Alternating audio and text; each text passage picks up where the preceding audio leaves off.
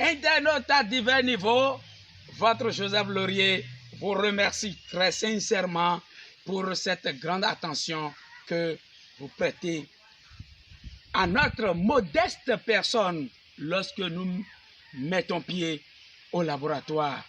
Nous y sommes au quotidien, chers internautes. Nous sommes dans l'agroforesterie à base de laurier, responsable de la structure nommée Pépinière JSA, chers internautes. Notre sujet chouchou, quel est ce qui est envisagé par chaque acteur, chaque compagnon que nous avons dans notre métier, qu'est la production et la reproduction du laurier. Car nous sommes au centre, mais nous avons des collaborateurs, nous travaillons, c'est toute une chaîne. Et si je parle de chaîne, ce qui constitue le produit fini d'un atelier, c'est ça qui devient plus tard, ou de façon automatique, la matière première pour un autre atelier et pour que le cycle de transformation puisse continuer et aller jusqu'à l'endroit où l'intention voulue, ou la destination envisagée, chers internautes. Mais ici, de façon précise, lorsque nous sommes dans la production et la reproduction du laurier, si je parle de reproduction, nous reproduisons des jeunes plants de laurier et d'autres essences encore, d'autres essences forestières, à mettre maintenant à la disposition de vous ou des autres qui désirent bien se lancer dans la production aussi du laurier pour obtenir quelque chose. Lorsque les jeunes plants sont payés pour être mis en terre, chers internautes, c'est pour obtenir du coup des feuilles mûres à commercialiser ou à transformer. Mais le tout premier planteur a très souvent l'intention de vendre les feuilles mûres obtenues sur ces arbres de laurier. Et ces feuilles que vous voyez ici, chers internautes, comment ça se passe? Quel est le secret? Vous voyez ici cette branche, vous voyez ces feuilles, il y en a qui sont très fraîches, ces feuilles-là, et vous voyez aussi qui sont un peu étirées. Vous allez voir tout simplement que c'est fragile ici, donc ça veut dire que ces feuilles-là sont toutes jeunes.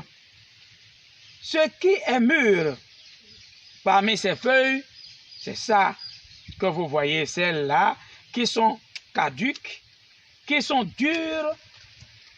Et vous voyez la manière dont nous les enlevons, chers internautes.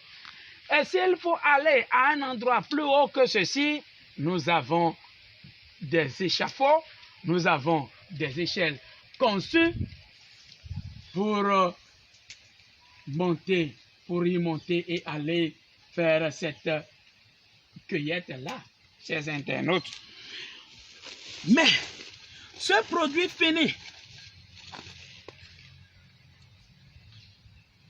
que sont ces feuilles-là pour le planteur, pour le responsable du champ, pour le propriétaire de ces arbres-là, est vendu ou commercialisé comment? Au prime abord, nous allons vous parler des méthodes archaïques de commercialisation, chers internautes. Les méthodes archaïques ou des méthodes révolues, automatiquement, vous voyez ces paniers.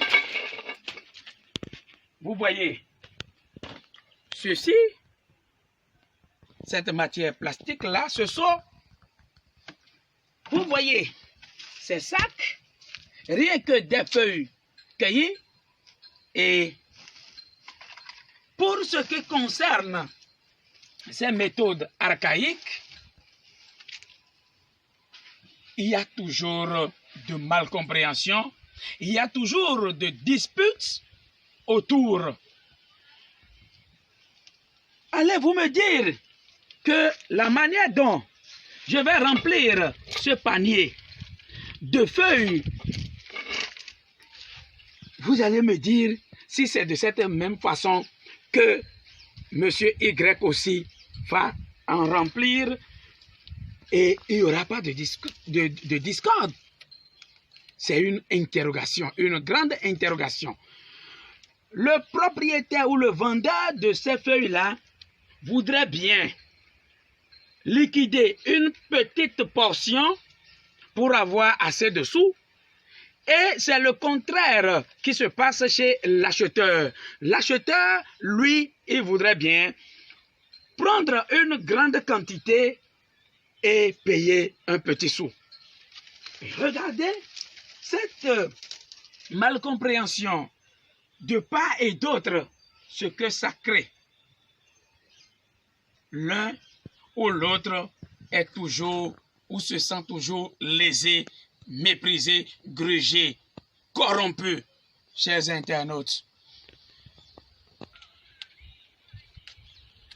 Voilà. Et lorsque la cueillette est réussie, je reprécise encore que lorsque vous voyez au niveau d'une branche, les feuilles, toutes les feuilles n'ont pas la même couleur. Il y en a qui ont une couleur verte, un peu plus foncée. Vous allez constater tout simplement, c'est le seul secret, que ce sont simplement des feuilles qui sont mûres, donc prêtes à être cueillies, à être enlevées. Et vous voyez ces bourgeons-là qui sortent? Chers internautes, ce sont des feuilles fraîches qui restent au bout. Donc, il leur reste maintenant qu'à mûrir et pour être plus dosé en arôme, chers internautes. Est-ce qu'il faut laisser cette malcompréhension entre le vendeur et l'acheteur, chers internautes? Il va falloir tout simplement que nous trouvions un moyen plus sûr, lorsque les feuilles sont cueillies de l'arbre.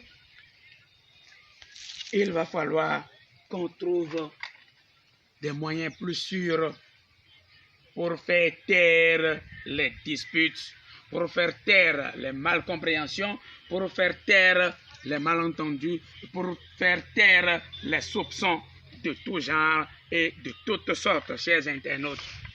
C'est alors qu'il faut passer tout simplement au pesage.